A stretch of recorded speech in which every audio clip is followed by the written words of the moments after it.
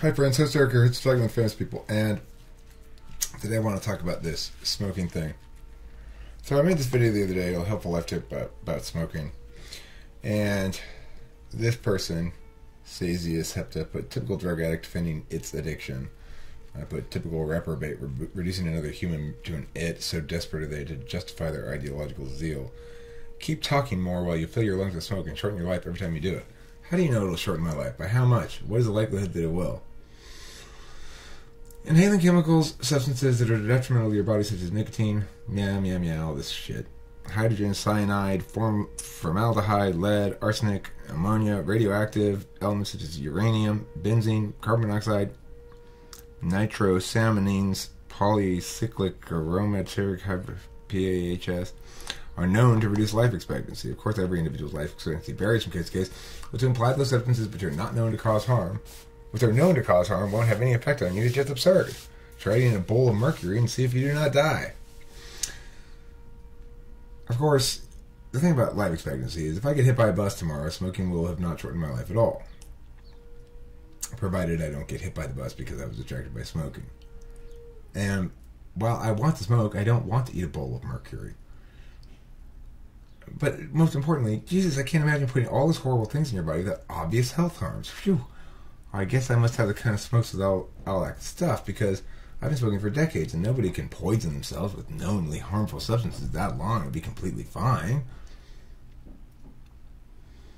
I saw that.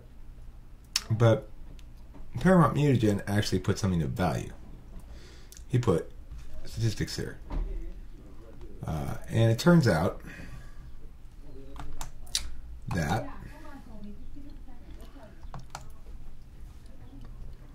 approximately 172 out of 1,000 male current smokers will develop lung cancer. So about 17%. Similar probability among female current smokers is 116. So about 12%. 17% and 12%. Whereas only 1.3% or 1.4% for those who never smoked. Okay? Now note that there's a very high likelihood that 13 of these out of the 172 are actually got the cancer for non-smoking reasons, probably, you would guess. Because these people obviously got cancer for reasons other than smoking because they never smoked.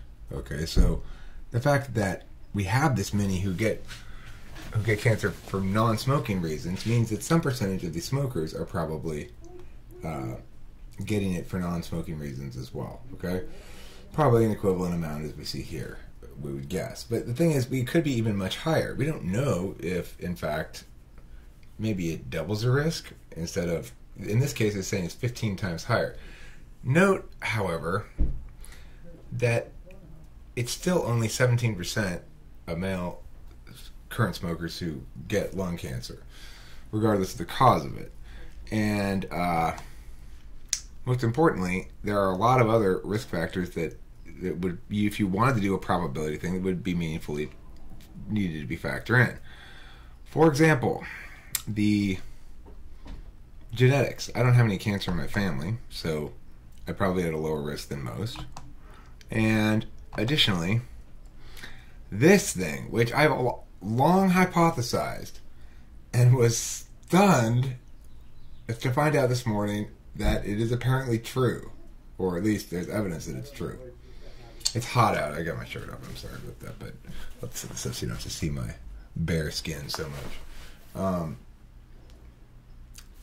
I've long made the claim that I'm more well protected from lung cancer and other respiratory illnesses than most because I smoke so much weed, and that marijuana is a good way to protect your lungs from tobacco. And everybody laughed at me. Everybody thought that was ridiculous. And I couldn't prove it, of course. I said it's just my gut instinct on the matter. I can just tell from having smoked many years. Cigarettes are poisonous. You can just tell. Weed is counter-poisonous. You can just tell. Now, this is not very definitive, perhaps, but note this. A hypothetical link between marijuana smoking and cancer has been established based on a number of misleading assumptions. However, recent studies tend to suggest, if anything, an inverse association between marijuana use and cancers. To test the hypothesis that marijuana smoking significantly lowers the risk of developing cancer in humans, we analyzed published data from a prospective cohort study on cancer incidence among non-smokers, marijuana smokers, and tobacco smokers. And marijuana and tobacco smokers, like me.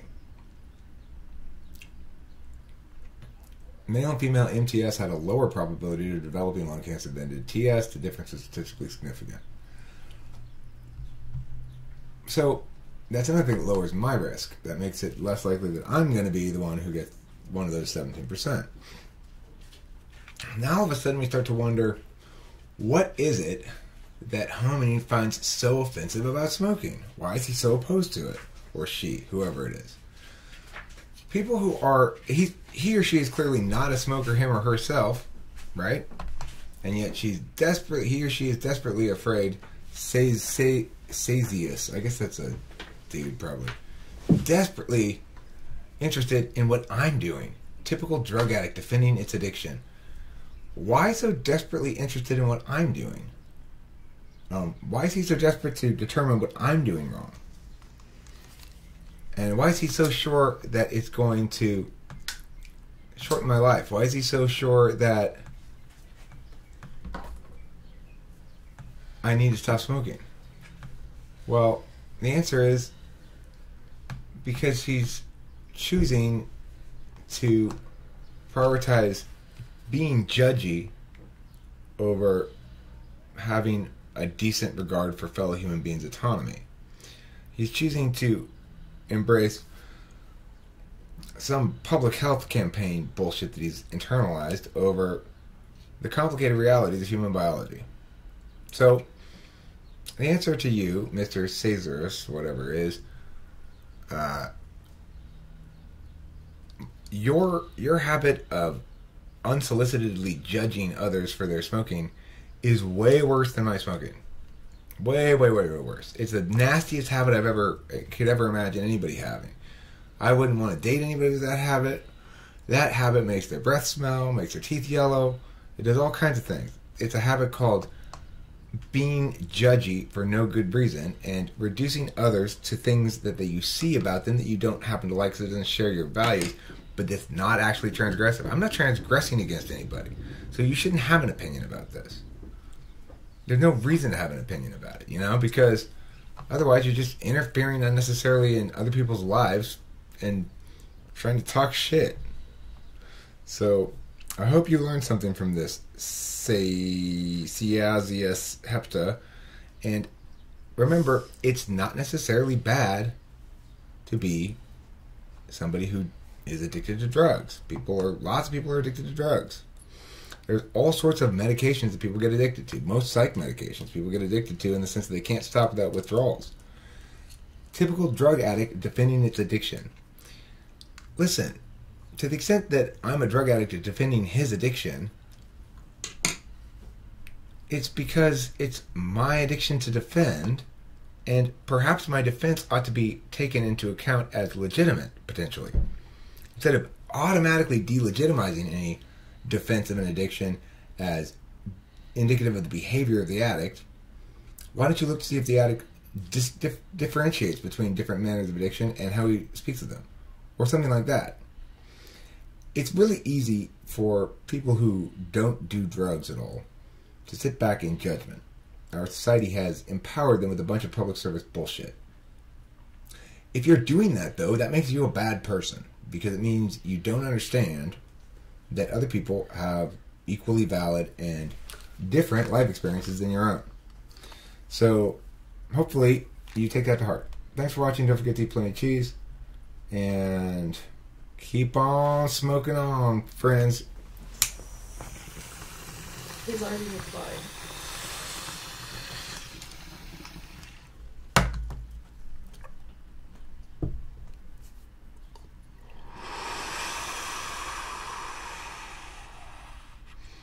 Talking about natural causes. You could die today if what?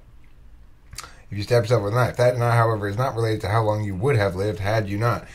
There's no such thing as would have lived had I not. How can we possibly determine how long somebody would have lived after they had died? The other issue is, how can we be sure that this smoking is the cause of all these smoking-related illnesses? if you're a smoker and you die of anything, the stats keeping people attribute you as a smoking related death, basically. You die of a stroke, a heart attack, lung problems, anything.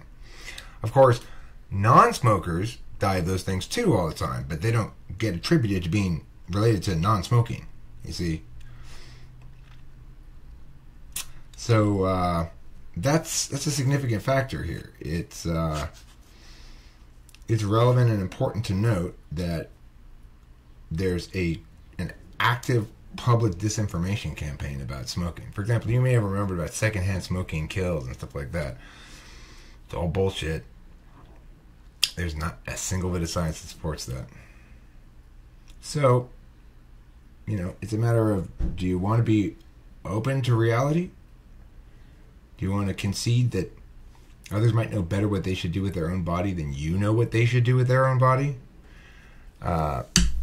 Or do you just want to wallow in your ideological pus pool? Anyway, thanks for watching. Ideological pus pool. I like that.